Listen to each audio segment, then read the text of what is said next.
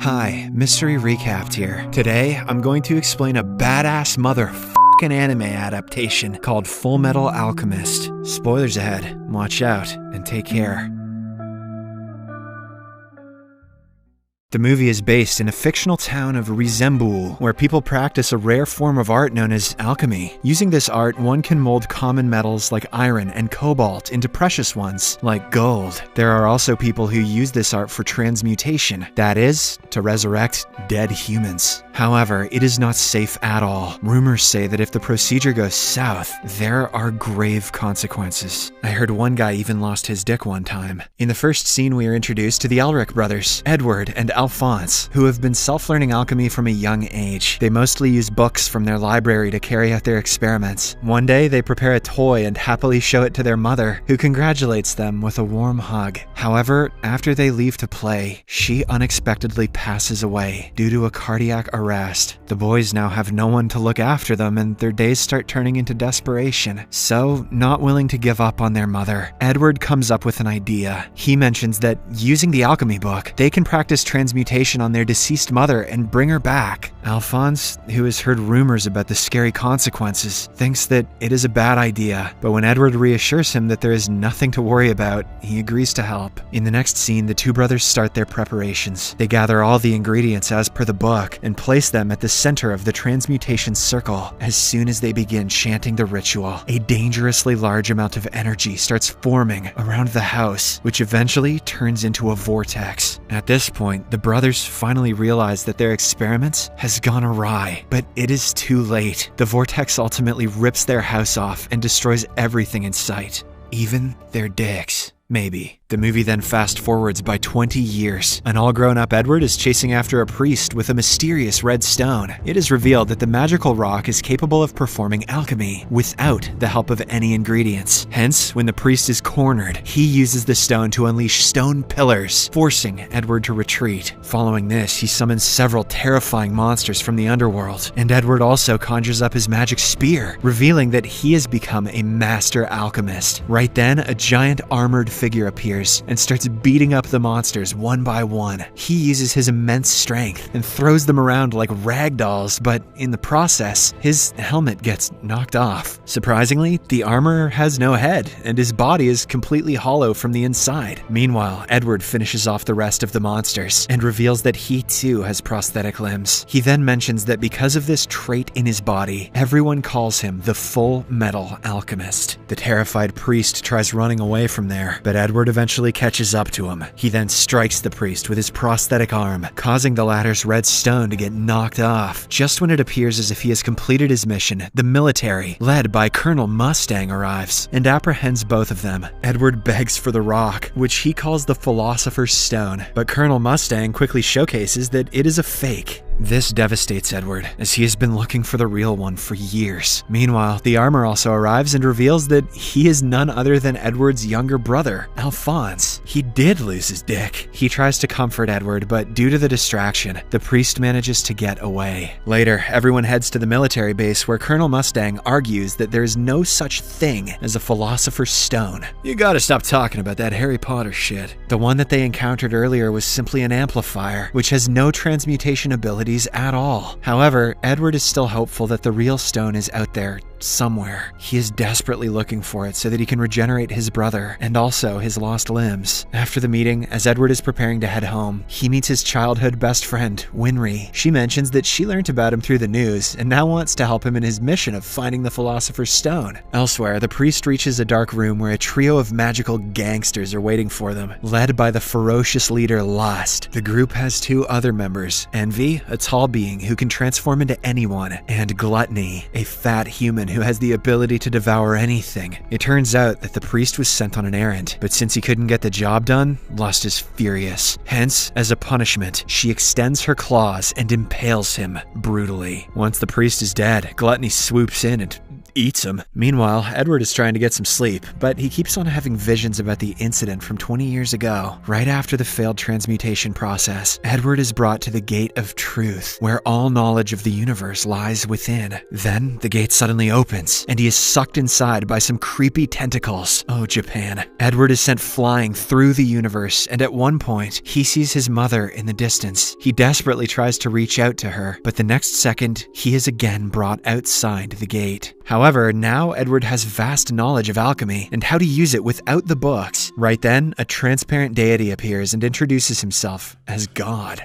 Oh, he says that if anyone wants to bring their loved ones back from the dead, they will have to make a deal. Saying this, he takes one of Edward's limbs away, as the latter had tried to bring his mother back. Later, Edward wakes up in his house, which is revealed to be still intact. However, his limb is missing, and even his brother Alphonse is nowhere to be found. This makes him realize that even Alphonse sacrificed himself for the alchemy. Edward then tries to go near the place where they had conducted the experiment and notices a monstrosity of a human, which resembles nothing close to their mother. Enraged, he knocks over an armor set and starts transmuting to bring his brother back. The plan works, and he is again brought outside the Gate of Truth, where the deity is waiting for him. However, since he has requested for his brother's life, he has to again sacrifice one of his limbs. Following this, he wakes up in his bed with two of his limbs missing. His brother Alphonse has also been brought back to life, but only in the form of armor. Back in the present, Colonel Mustang takes the brothers and Winry to an experienced alchemist named Tucker, hoping that he has some information on the Philosopher's Stone. Once they arrive at his mansion, Tucker shows them his inventions. He has created some hybrid organisms by fusing different animals with one another. He then reveals that some years ago, he was a prominent state alchemist working for the government, but unfortunately, all his experiments were deemed useless and so he was kicked out. Now, he is trying his best to come up with different inventions so that he can be reinstated back to his position.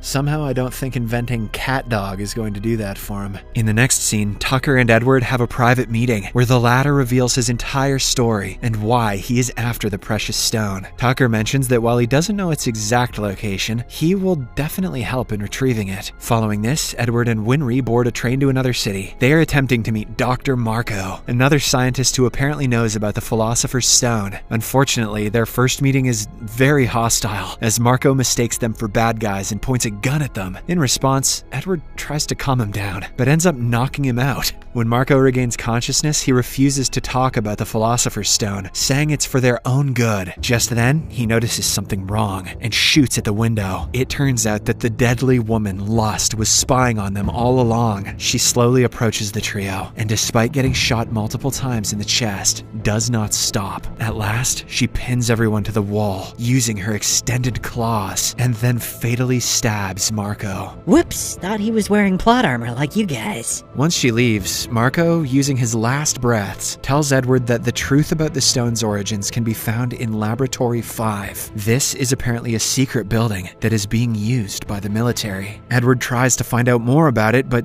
sadly, Marco passes away. After the incident, Edward rushes back to Tucker's mansion, only to find that he has created a unique creature that looks like a blend of a human and a dog. Tucker then reveals that he actually sacrificed his daughter and pet dog for the sake of his experiment. Furthermore, the previous creature was made from his wife's body parts. Hearing this, Edward gets enraged and starts beating Tucker up. He almost kills the mad scientist, but fortunately, Alphonse arrives in the nick of time and stops him. After Tucker is apprehended, Edward starts going through several books in hopes of finding out about Laboratory 5. However, even after weeks of research, he doesn't get a single clue. But one evening, as he is still in the library, the military general arrives there and reveals that Laboratory 5 is actually the nickname given to the military cannery that is no longer operational. Hearing this, Edward immediately summons his team and rushes there. Meanwhile, one of the senior captains of the military does additional research on Lab 5 and finds out that it is actually a large transmutation circle. Apparently, something is being created there. He tries to inform his superiors about it, but unfortunately, Lust stops him from doing so. Somehow, the captain rushes out of the house and enters a payphone to call his general, but envy takes up the form of Colonel Mustang and kills him. The plan is to frame the colonel and put him behind bars for a long time. Unfortunately, the plan works, as a few bystanders witness the incident and immediately report it to the authorities. Elsewhere, the mad scientist Tucker also escapes from captivity. In the next scene, Edward and his friends are apprehended by the military on grounds of being associated with the murderer Mustang. They are then locked inside a room, but Edward, using his quick thinking, quickly frees the group and helps them escape. Following this, they steal a vehicle and arrive at Laboratory 5 premises, where Colonel Mustang is in a standoff with another lieutenant. To everyone's surprise, he snaps his fingers and lights the lieutenant on fire. Just as it seems that Colonel Mustang has gone insane, the burning lieutenant suddenly transforms herself. It turns out it was Envy in disguise. Soon, the rest of the bad guys arrive, and Lust stabs Colonel Mustang in the abdomen, injuring him severely. Then she flees the scene, with Edward following her closely. Soon after, Edward arrives at an abandoned room where a large transmutation circle is drawn. Before he can even make sense of the situation, the mad scientist Tucker shows up. He brings out a philosopher's stone from his pocket and reveals that these things are actually mass-produced inside his facility. In fact, it is the military that is carrying out the operation. Tucker then reveals that in order to bring back someone from the dead, a sacrifice is compulsory. So, the high-ranking military members were bringing back their loved ones at the expense of prisoners. Hearing this, Edward is taken aback and disgusted, but before he can inquire more, Lust arrives in the room and kills Tucker for revealing too much information. Here, we get to know that Lust is a homunculus, a rare but powerful breed that is artificially created using alchemy, kinda like Moist Critical. Just then, the general, who is the mastermind behind all of this, also arrives. He explains that he did all of this to create an army of supernatural beings, and that Lust is one of his best warriors. He then turns on the power inside the room, revealing thousands of lifeless creatures inside their pods. After this, the general injects the Philosopher's Stone into a large tank cylinder, and when the solution enters the creature's body, they start coming to life, one by one. The general is excited to see his babies finally take their first steps, and goes to greet them. But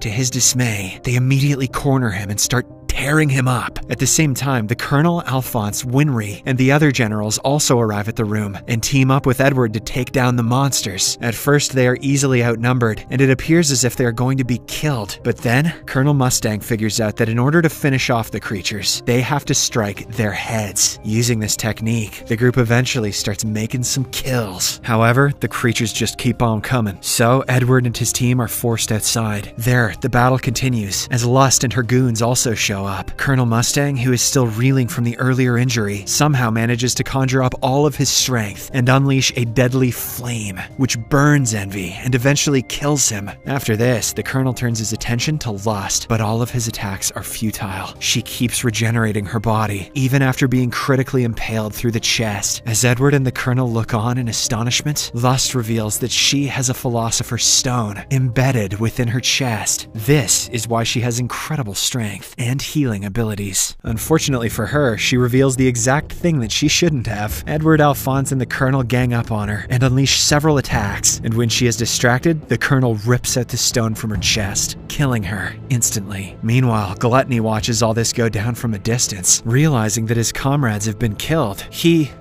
swallows his pride and sneaks out of the place quietly, unwilling to risk his own life. After the battle is finally won, Colonel Mustang hands over the Philosopher's Stone to Edward, saying he can use it to bring his brother back. The latter obliges and starts his alchemy, and the next second, he is brought next to the Gate of Truth. His brother Alphonse is also there in his true human form. Now, all Edward has to do is hand over the stone to the deity in exchange for his brother. However, at the last moment, he backs out. Edward no longer wants to use the evil stone for personal benefit, as he has now seen how it can destroy lives. In the final scene, Edward returns back to reality and apologizes to his brother for not bringing his body back. To his surprise, Alphonse immediately forgives him, saying he doesn't want to use alchemy either. That's okay, brother. I didn't miss my dick anyway. He reasons that the forbidden technique put them in this state in the first place, and it's best to refrain from the stone forever. The movie ends as the two brothers, Winry and the Colonel, stare at the sun, which is stupid, delighted